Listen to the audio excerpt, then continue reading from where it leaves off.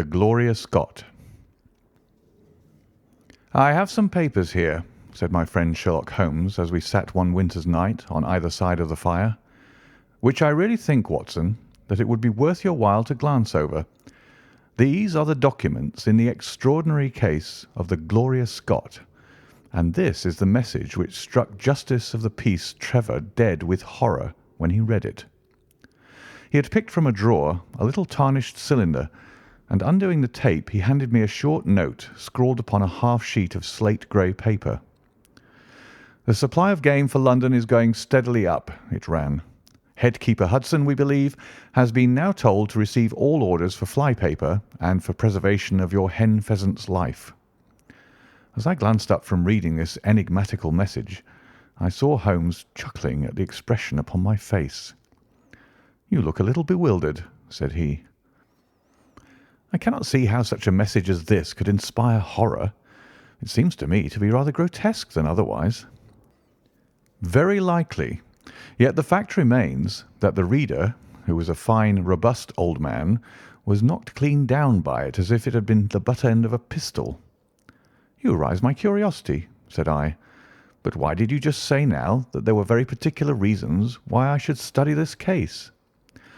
"Because it was the first in which I was ever engaged." I had often endeavoured to elicit from my companion what had first turned his mind in the direction of criminal research, but had never caught him before in a communicative humour. Now he sat forward in this armchair and spread out the documents upon his knees. Then he lit his pipe and sat for some time smoking and turning them over. "You never heard me talk of Victor Trevor?" he asked. "He was the only friend I made during the 2 years I was at college. I was never a very sociable fellow, Watson, always rather fond of moping in my rooms and working out my own little methods of thought, so that I never mixed much with the men of my year. Bar fencing and boxing, I had few athletic tastes, and then my line of study was quite distinct from that of the other fellows, so that we had no points of contact at all. Trevor was the only man I knew, and that only through the accident of his bull terrier freezing onto my ankle one morning as I went down to chapel. It was a prosaic way of forming a friendship, but it was effective. I was laid by the heels for 10 days, but Trevor used to come in to inquire after me. At first it was only a minute's chat, but soon his visits lengthened, and before the end of the term we were close friends.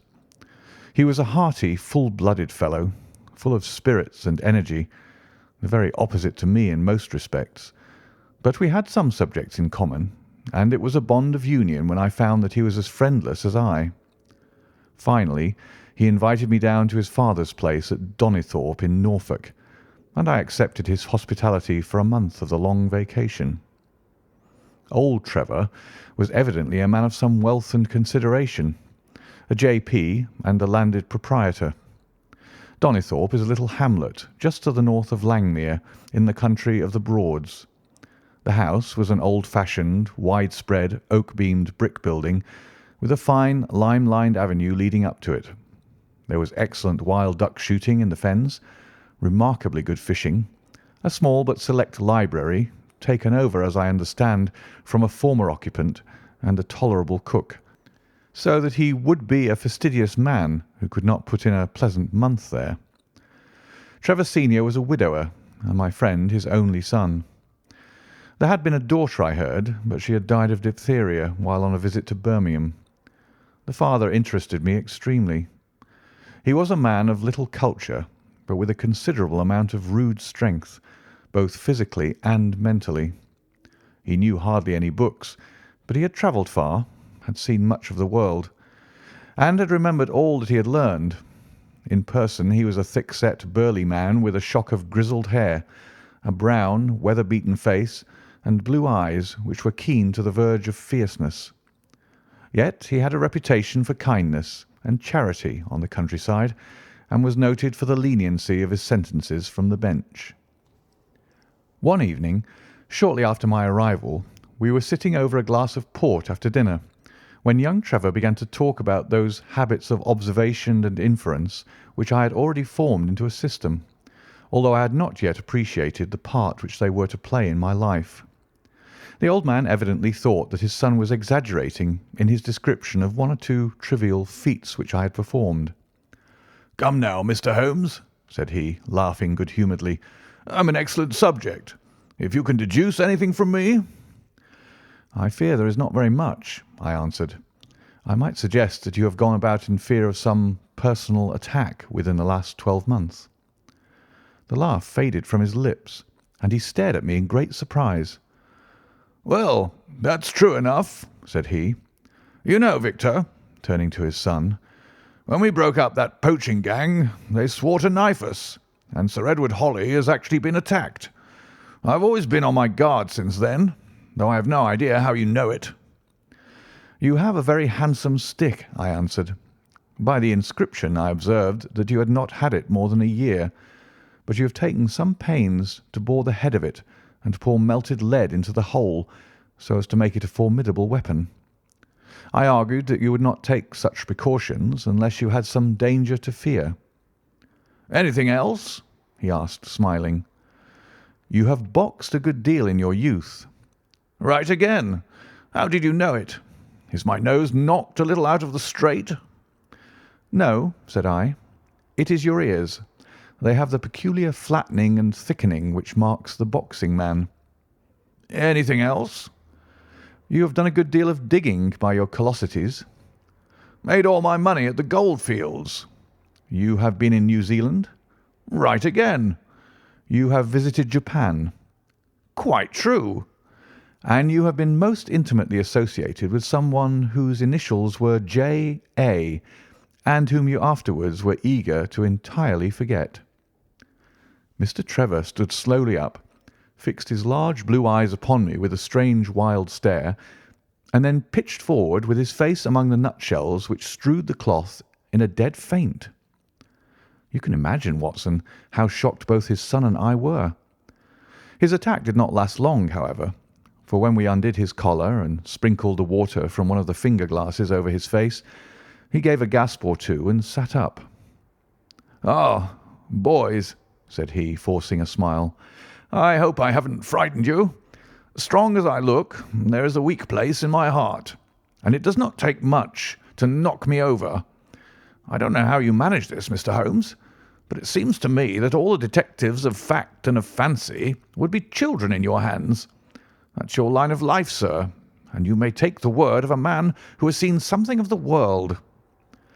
And that recommendation, with the exaggerated estimate of my ability with which he prefaced it, was, if you will believe me, Watson, the very first thing which ever made me feel that a profession might be made out of what had up to that time been the merest hobby. At the moment, however, I was too much concerned at the sudden illness of my host to think of anything else. "I hope that I have said nothing to pain you," said I. "Well, you certainly touched upon rather a tender point. Might I ask how you know, and how much you know?" He spoke now in a half-jesting fashion, but a look of terror still lurked at the back of his eyes. "It is simplicity itself," said I. "When you bared your arm to draw that fish into the boat, I saw that J.A. had been tattooed in the bend of the elbow. The letters were still legible, but it was perfectly clear from their blurred appearance, and from the staining of the skin around them, that efforts had been made to obliterate them. It was obvious then that those initials had once been very familiar to you, and that you had afterwards wished to forget them." "What an eye you have!" he cried, with a sigh of relief. "It is just as you say. But we won't talk of it. Of all ghosts, the ghosts of our old lovers are the worst. Come into the billiard-room and have a quiet cigar." From that day, amid all his cordiality, there was always a touch of suspicion in Mr. Trevor's manner towards me. Even his son remarked it. "You've given the governor such a turn," said he, "that he'll never be sure again of what you know and what you don't know." He did not mean to show it, I am sure, but it was so strongly in his mind that it peeped out at every action. At last I became so convinced that I was causing him uneasiness that I drew my visit to a close. On the very day, however, before I left, an incident occurred which proved in the sequel to be of importance. We were sitting out upon the lawn on garden chairs, the three of us, basking in the sun and admiring the view across the Broads, when a maid came out to say that there was a man at the door who wanted to see Mr. Trevor. "What is his name?" asked my host. "He would not give any." "What does he want, then?" "He says that you know him, and that he only wants a moment's conversation." "Show him round here." An instant afterwards there appeared a little wizened fellow with a cringing manner and a shambling style of walking. He wore an open jacket with a splotch of tar on the sleeve, a red and black check shirt, dungaree trousers, and heavy boots badly worn. His face was thin and brown and crafty, with a perpetual smile upon it, which showed an irregular line of yellow teeth, and his crinkled hands were half closed in a way that is distinctive of sailors. As he came slouching across the lawn, I heard Mr. Trevor made a sort of hiccuping noise in his throat, and jumping out of his chair, he ran into the house. He was back in a moment, and I smelt a strong reek of brandy as he passed me. "Well, my man," said he, "what can I do for you?" The sailor stood looking at him with puckered eyes and with the same loose-lipped smile upon his face. "You don't know me?" he asked. "Why, dear me, it is surely Hudson," said Mr. Trevor in a tone of surprise. "Hudson it is, sir," said the seaman. "Why, it's 30 year and more since I saw you last. Here you are in your house, and me still picking my salt meat out of the harness cask." "Tut, you'll find that I have not forgotten old times," cried Mr. Trevor, and walking towards the sailor, he said something in a low voice. "Go into the kitchen," he continued out loud, "and you will get food and drink. I have no doubt that I shall find you a situation." "Thank you, sir," said the seaman, touching his forelock. "I'm just off a 2-yearer in an 8-knot tramp, short-handed at that, and I wants a rest. I thought I'd get it either with Mr. Beddoes or with you." "Ah!" cried Trevor. "You know where Mr. Beddoes is?" "Bless you, sir, I know where all my old friends are," said the fellow with a sinister smile, and he slouched off after the maid to the kitchen. Mr. Trevor mumbled something to us about having been shipmate with the man when he was going back to the diggings, and then, leaving us on the lawn, he went indoors. An hour later, when we entered the house, we found him stretched dead drunk upon the dining-room sofa. The whole incident left a most ugly impression upon my mind, and I was not sorry next day to leave Donnithorpe behind me, for I felt that my presence must be a source of embarrassment to my friend. All this occurred during the first month of the long vacation. I went up to my London rooms, where I spent 7 weeks working out a few experiments in organic chemistry. One day, however, when the autumn was far advanced and the vacation drawing to a close, I received a telegram from my friend imploring me to return to Donnithorpe and saying that he was in great need of my advice and assistance. Of course, I dropped everything and set out for the north once more. He met me with the dog-cart at the station, and I saw at a glance that the last 2 months had been very trying ones for him. He had grown thin and careworn, and had lost the loud, cheery manner for which he had been remarkable. "The governor is dying," were the first words he said. "Impossible!" I cried. "What is the matter?" "Apoplexy, nervous shock. He's been on the verge all day. I doubt if we shall find him alive." I was, as you may think, Watson, horrified at this unexpected news. "What has caused it?" I asked. "Ah, that is the point. Jump in, and we can talk it over while we drive. You remember that fellow who came upon the evening before you left us?" "Perfectly." "Do you know who it was that we let into the house that day?" "I have no idea." "It was the devil, Holmes," he cried. I stared at him in astonishment. "Yes, it was the devil himself. We have not had a peaceful hour since, not one. The governor has never held up his head from that evening, and now the life has been crushed out of him and his heart broken, all through this accursed Hudson." "What power had he, then?" "Ah, that is what I would give so much to know.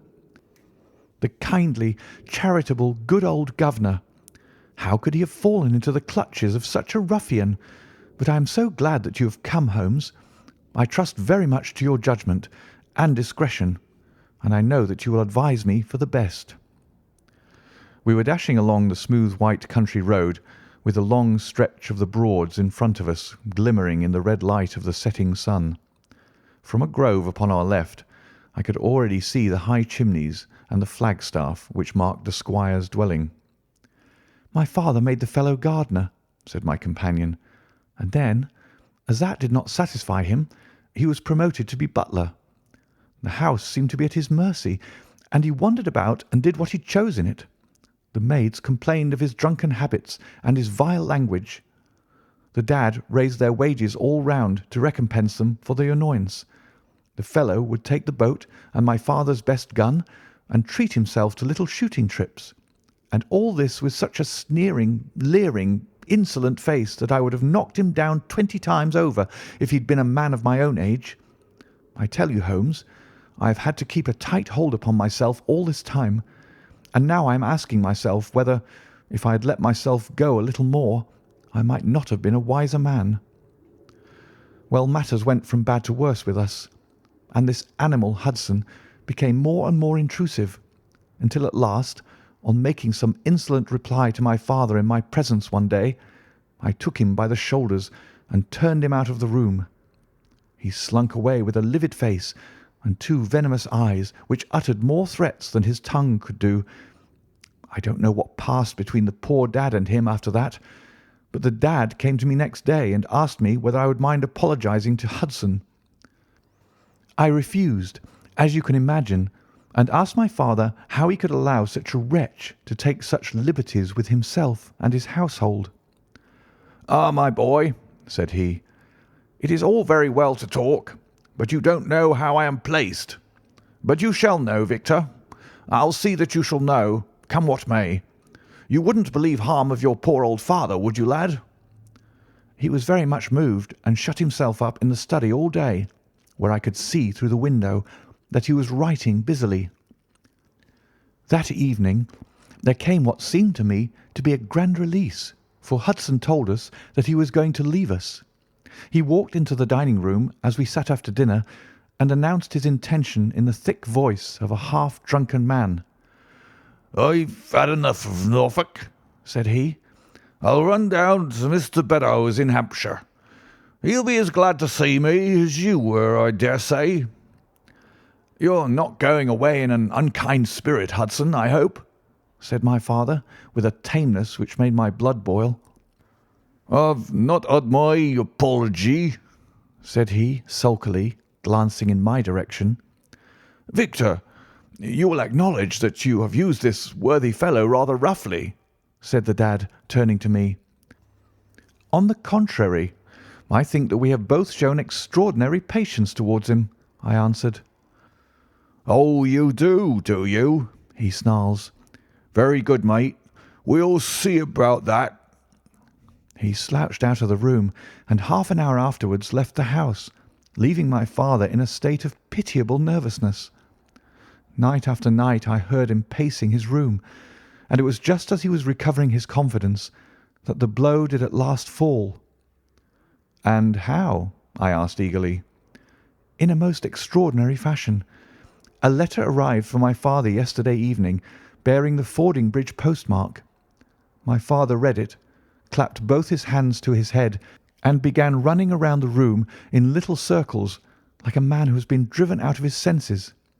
When I at last drew him down onto the sofa, his mouth and eyelids were all puckered on one side, and I saw that he had a stroke.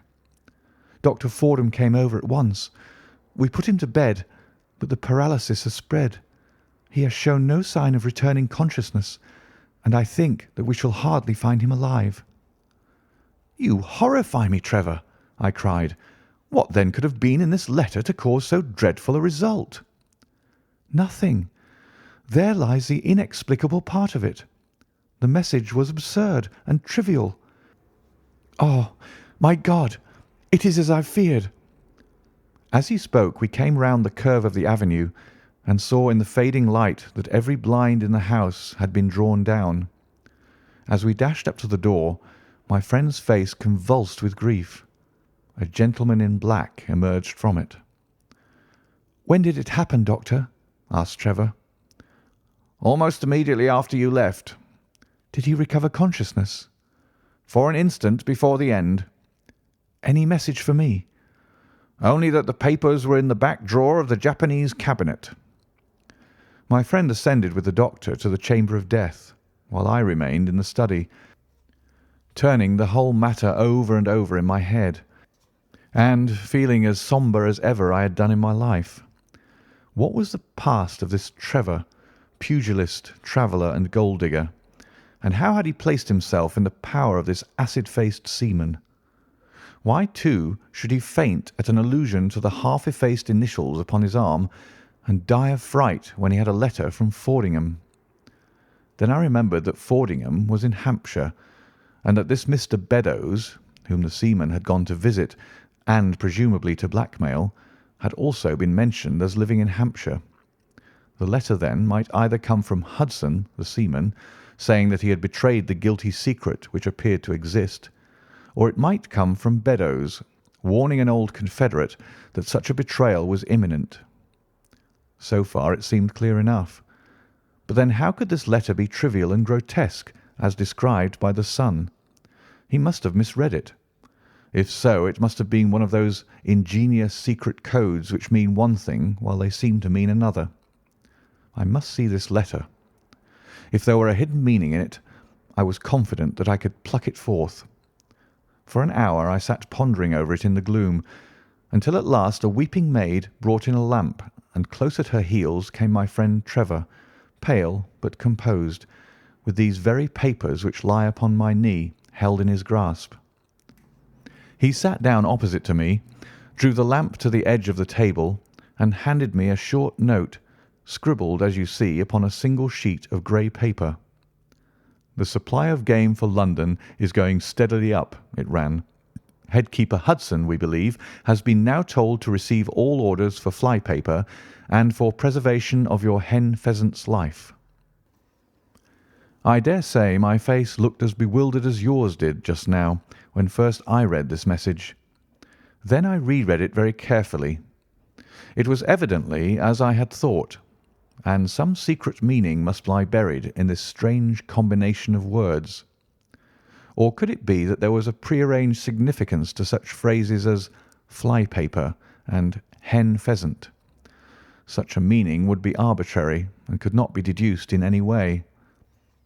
And yet I was loath to believe that this was the case, and the presence of the word Hudson seemed to show that the subject of the message was as I had guessed, and that it was from Beddoes rather than the sailor. I tried it backwards, but the combination life pheasant's hen was not encouraging. Then I tried alternate words, but neither the or for nor supply game London promised to throw any light upon it. And then, in an instant, the key of the riddle was in my hands, and I saw that every third word, beginning with the first, would give a message which might well drive old Trevor to despair.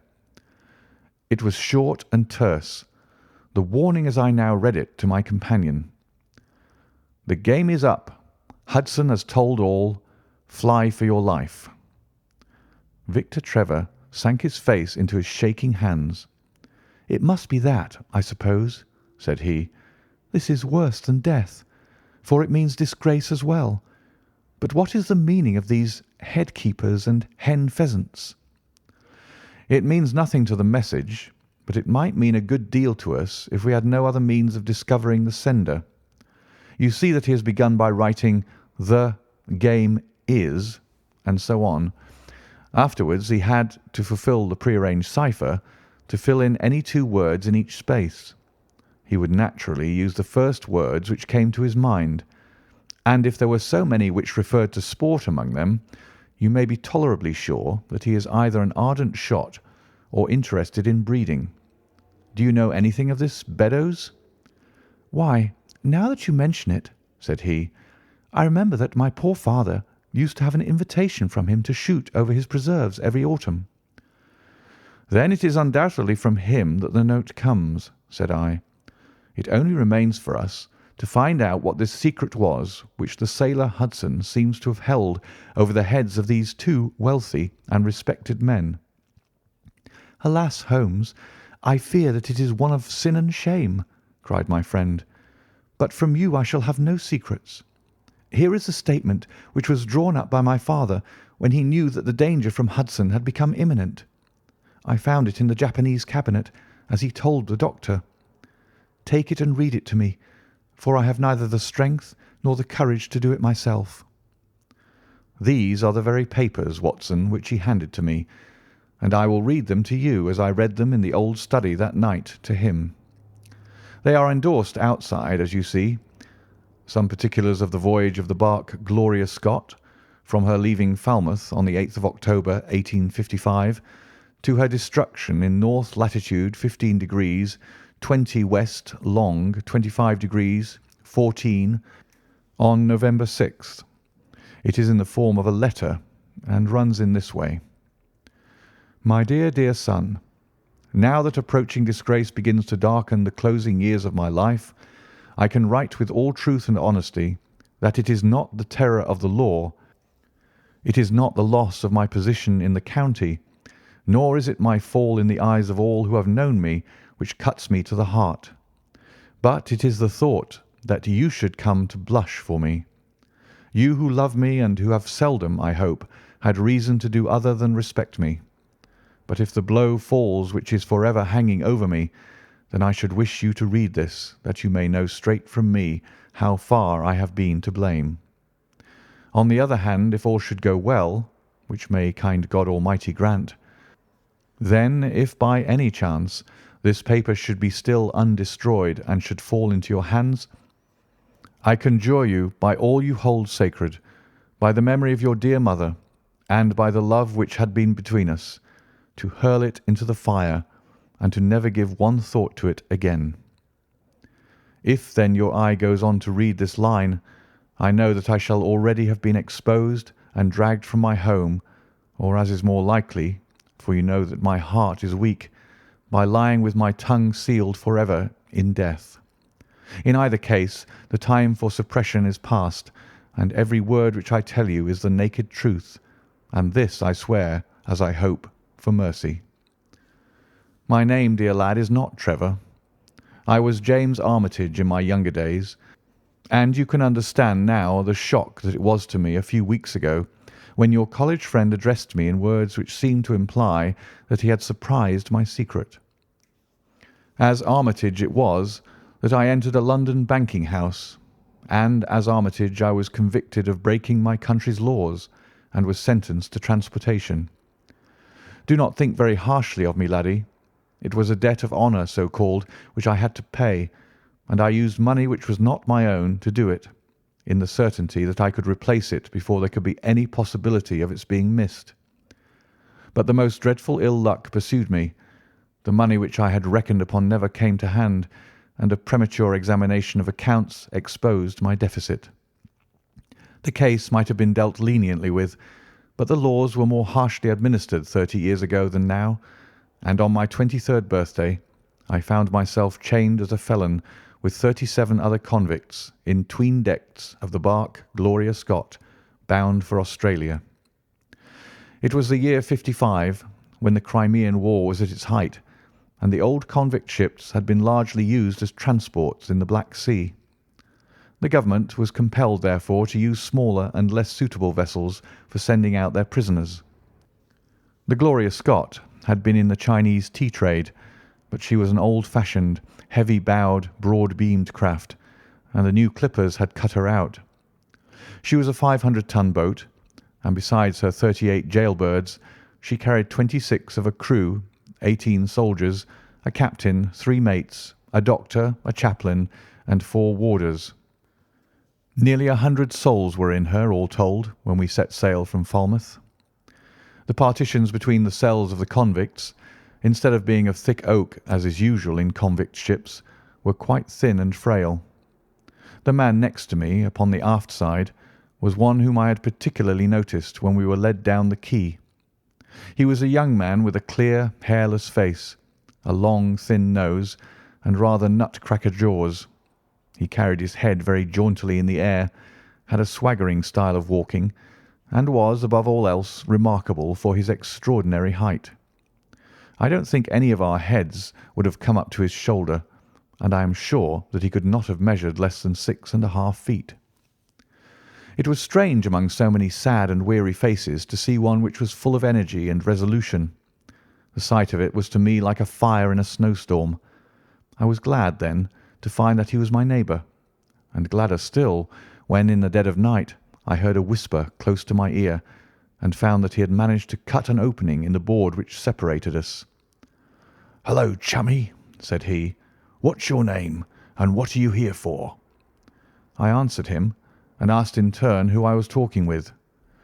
"I'm Jack Prendergast," said he, "and by God, you'll learn to bless my name before you've done with me." I remembered hearing of his case, for it was one which had made an immense sensation throughout the country some time before my own arrest. He was a man of good family and of great ability, but of incurably vicious habits, who had by an ingenious system of fraud obtained huge sums of money from the leading London merchants. "Ha, ha, you remember my case," said he proudly. "Very well indeed." "Then maybe you remember something queer about it." "What was that, then?" "I'd had nearly £250,000, hadn't I?" "So it was said." "But none was recovered, eh?" "No." "Well, where do you suppose the balance is?" he asked. "I have no idea," said I. "Right between my finger and thumb," he cried. "By God, I've got more pounds to my name than you've had hairs on your head. And if you've money, my son, and know how to handle it and spread it, you can do anything. Now, you don't think it likely that a man who could do anything is going to wear his breeches out sitting in the stinking hold of a rat-gutted, beetle-ridden, mouldy old coffin of a China coaster. No, sir. Such a man will look after himself and will look after his chums. You may lay to that. You hold on to him, and you may kiss the book that he'll haul you through." That was his style of talk, and at first I thought it meant nothing. But after a while, when he had tested me and sworn me in with all possible solemnity, he let me understand that there really was a plot to gain command of the vessel. A dozen of the prisoners had hatched it before they came aboard. Prendergast was the leader, and his money was the motive power. "I'd a partner," said he, "a rare good man, as true as a stock to a barrel. He's got the dibs, he has, and where do you think he is at this moment? Why, he's the chaplain of this ship. The chaplain, no less. He came aboard with a black coat and his papers right, and money enough in his box to buy the thing right up from keel to main truck. The crew are his, body and soul. He could buy 'em at so much a gross with a cash discount, and he did it before ever they signed on. He's got 2 of the warders and Maria, the second mate, and he'd get the captain himself if he thought him worth it." "What are we to do, then?" I asked. "What do you think?" said he. "We'll make the coats of some of these soldiers redder than ever the tailor did." "But they are armed," said I. "And so shall we be, my boy. There's a brace of pistols for every mother's son of us, and if we can't carry this ship with the crew at our back, it's time we were all sent to a young missus' boarding school. You speak to your mate upon the left tonight, and see if he is to be trusted." I did so, and found my other neighbour to be a young fellow in much the same position as myself, whose crime had been forgery. His name was Evans, but he afterwards changed it, like myself, and he is now a rich and prosperous man in the south of England. He was ready enough to join the conspiracy as the only means of saving ourselves, and before we had crossed the bay there were only 2 of the prisoners who were not in the secret. One of these was of weak mind, and we did not dare to trust him, and the other was suffering from jaundice and could not be of any use to us. From the beginning there was really nothing to prevent us from taking possession of the ship. The crew were a set of ruffians specially picked for the job. The sham chaplain came into our cells to exhort us, carrying a black bag supposed to be full of tracts, and so often did he come that by the 3rd day we had each stowed away at the foot of our beds a file, a brace of pistols, a pound of powder, and 20 slugs. 2 of the warders were agents of Prendergast, and the second mate was his right-hand man. The captain, the 2 mates, 2 warders, Lieutenant Martin, his 18 soldiers, and the doctor were all that we had against us.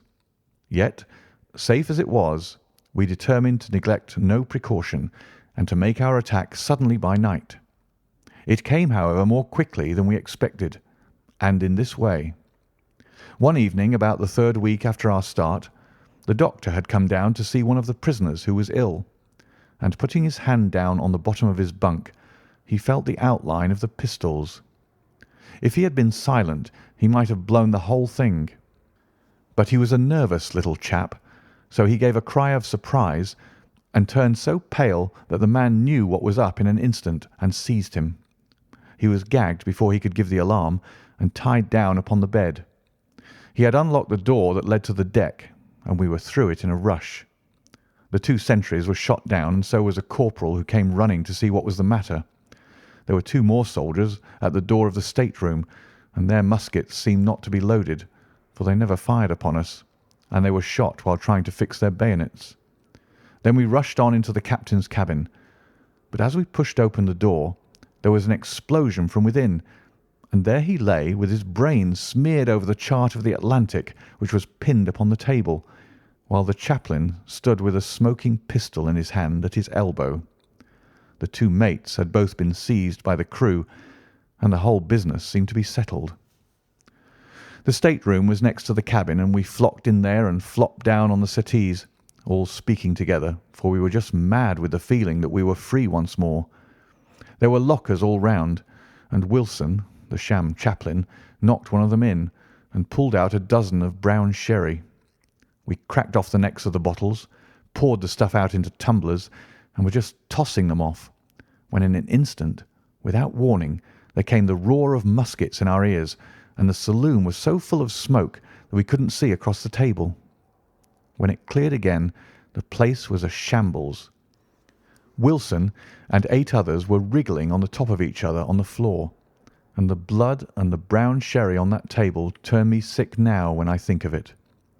We were so cowed by the sight that I think we should have given the job up if it had not been for Prendergast. He bellowed like a bull and rushed for the door with all that were left alive at his heels. Out we ran, and there on the poop were the lieutenant and 10 of his men. The swing skylights above the saloon table had been a bit open, and they had fired on us through the slit. We got on them before they could load, when they stood to it like men, but we had the upper hand of them, and in 5 minutes it was all over. My God, was there ever a slaughter-house like that ship? Prendergast was like a raging devil, and he picked the soldiers up as if they had been children and threw them overboard alive or dead. There was one sergeant that was horribly wounded, and yet kept on swimming for a surprising time, until someone in mercy blew out his brains. When the fighting was over, there was no one left of our enemies except just the warders, the mates, and the doctor. It was over them that the great quarrel arose. There were many of us who were glad enough to win back our freedom, and yet who had no wish to have murder on our souls. It was one thing to knock the soldiers over with their muskets in their hands, and it was another to stand by while men were being killed in cold blood. 8 of us, 5 convicts and 3 sailors, said that we would not see it done. But there was no moving Prendergast and those who were with him.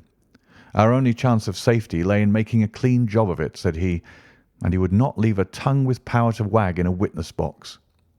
It nearly came to our sharing the fate of the prisoners, but at last he said that if we wished we might take a boat and go. We jumped at the offer, for we were already sick of these bloodthirsty doings, and we saw that there would be worse before it was done. We were given a suit of sailor togs each, a barrel of water, 2 casks, one of junk and one of biscuits, and a compass.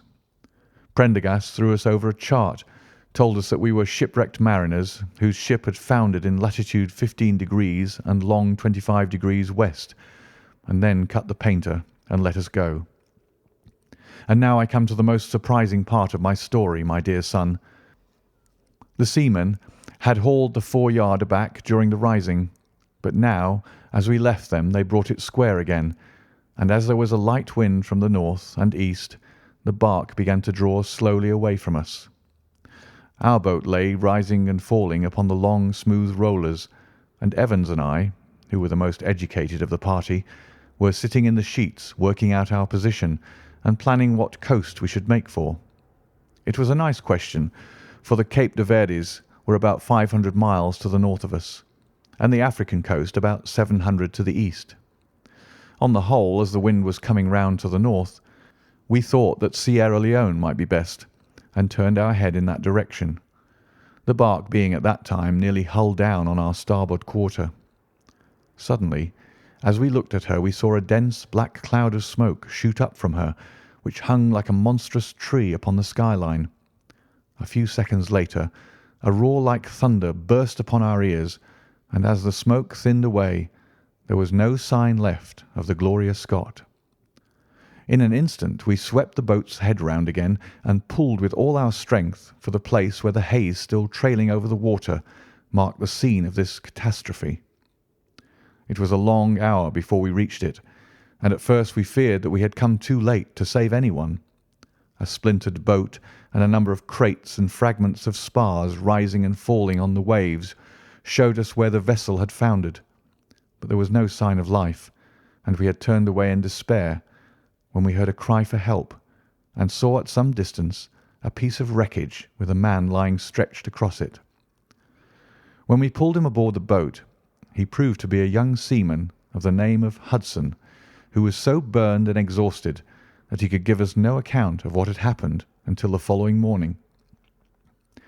It seemed that after we had left, Prendergast and his gang had proceeded to put to death the 5 remaining prisoners. The 2 warders had been shot and thrown overboard, and so also had the 3rd mate.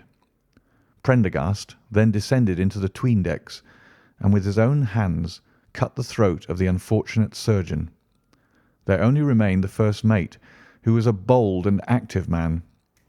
When he saw the convict approaching him with the bloody knife in his hand, he kicked off his bonds, which he had somehow contrived to loosen, and rushing down the deck, he plunged into the afterhold. A dozen convicts, who descended with their pistols in search of him, found him with a matchbox in his hand, seated beside an open powder barrel, which was one of 100 carried on board, and swearing that he would blow all hands up if he were in any way molested. An instant later the explosion occurred, though Hudson thought it was caused by the misdirected bullet of one of the convicts rather than the mate's match. Be the cause what it may, it was the end of the Gloria Scott, and of the rabble who held command of her. Such, in a few words, my dear boy, is the history of this terrible business in which I was involved. Next day we were picked up by the brig Hotspur, bound for Australia, whose captain found no difficulty in believing that we were the survivors of a passenger ship which had foundered. The transport ship Gloria Scott was set down by the Admiralty as being lost at sea, and no word has ever leaked out as to her true fate. After an excellent voyage, the Hotspur landed us at Sydney, where Evans and I changed our names and made our way to the diggings, where among the crowds who were gathered from all nations, we had no difficulty in losing our former identities. The rest I need not relate. We prospered, we travelled, we came back as rich colonials to England, and we bought country estates. For more than 20 years we have led peaceful and useful lives, and we hoped that our past was forever buried. Imagine then my feelings when in the seaman who came to us I recognised instantly the man who had been picked off the wreck. He had tracked us down somehow, and had set himself to live upon our fears. You will understand now how it was that I strove to keep the peace with him, and you will in some measure sympathise with me in the fears which fill me, now that he has gone from me to his other victim with threats upon his tongue. Underneath is written in a hand so shaky as to be hardly legible. Beddoes writes in cipher to say H has told all. Sweet Lord, have mercy on our souls. That was the narrative which I read that night to young Trevor, and I think, Watson, that under the circumstances it was a dramatic one. The good fellow was heartbroken at it, and went out to the Terai tea planting, where I hear that he is doing well. As to the sailor and Beddoes, neither of them was ever heard of again after that day on which the letter of warning was written. They both disappeared utterly and completely. No complaint had been lodged with the police, so that Beddoes had mistaken a threat for a deed. Hudson had been seen lurking about, and it was believed by the police that he had done away with Beddoes and had fled. For myself, I believe that the truth was exactly the opposite. I think that it is most probable that Beddoes, pushed to desperation, and believing himself to have been already betrayed, had revenged himself upon Hudson, and had fled from the country with as much money as he could lay his hands on. Those are the facts of the case, Doctor, and if they are of any use to your collection, I am sure that they are very heartily at your service. End of the Gloria Scott.